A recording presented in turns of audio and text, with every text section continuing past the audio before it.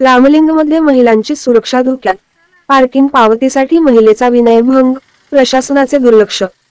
ऐतिहासिक हंगल तीर्थक्षेत्रात श्रावण महिन्याच्या निमित्ताने हजारो भाविक महादेवचे दर्शन घेण्यासाठी येतात। मात्र महिलांच्या सुरक्षेवर गंभीर प्रश्न निर्माण झाला आहे।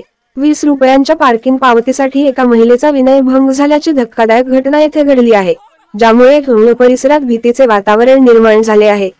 संबंधित घटनेत पार्किंग ठेकेदार बाळासाहेब पांडुरंग जाधव आणि त्याचे 7 ते 8 साथीदार यांनी एका महिलेच्या ओढणीला ओढून तिला गाडीवरून खाली पाडले।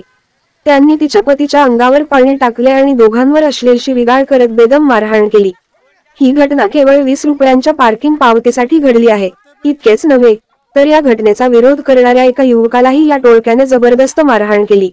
या घटनेत पार्किंग ठेकेदार आणि त्याच्या साथीदारांविरुद्ध भारतीय दंड संहिता IPC 354 अंतर्गत गुन्हा दाखल केला जाऊ शकतो। कलम 354 नुसार कोणत्याही महिलेच्या विनयभंगासाठी दोषी व्यक्तीला 2 वर्षांपर्यंतच्या तुरुंगवासाची शिक्षा होऊ शकते। याशिवाय कलम 323 साधारण दुखापतीसाठी शिक्षा, 506 गुन्हेगारी धमकी आणि 34 सामान्य हेतूने गुन्हा अंतर्गतही गुन्हा नोंदवला जाऊ शकतो। या घटनेनंतरही प्रशासनाने ठेकेदार आणि त्याच्या साथीदारांविरुद्ध कोणतीही ठोस कारवाई केलेली नाही। रामलिंगमध्ये पार्किंगच्या नावाखाली दररोज लाखो रुपयांची लूट चालू असल्याचे आरोप प्रत्यक्षदर्शींनी केले आहेत। प्रशासनाच्या दुर्लक्षामुळे स्थानिक नागरिकांमध्ये नाराजी पसरली आहे। या घटनेनंतर व्हॉइस ऑफ मीडियाच्या वतीने बार्शी तहसीलदारांना ठेकेदार आणि त्याच्या साथीदारांविरुद्ध कठोर कारवाई करण्याच्या मागणीचे निवेदन देण्यात आले आहे।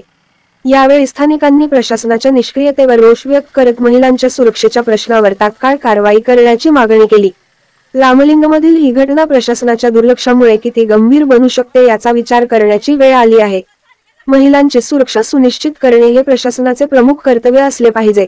योग्य ती कारवाई झाली नाही तर हंगल क्षेत्रात आणखी गंभीर परिस्थिती निर्माण होऊ शकते।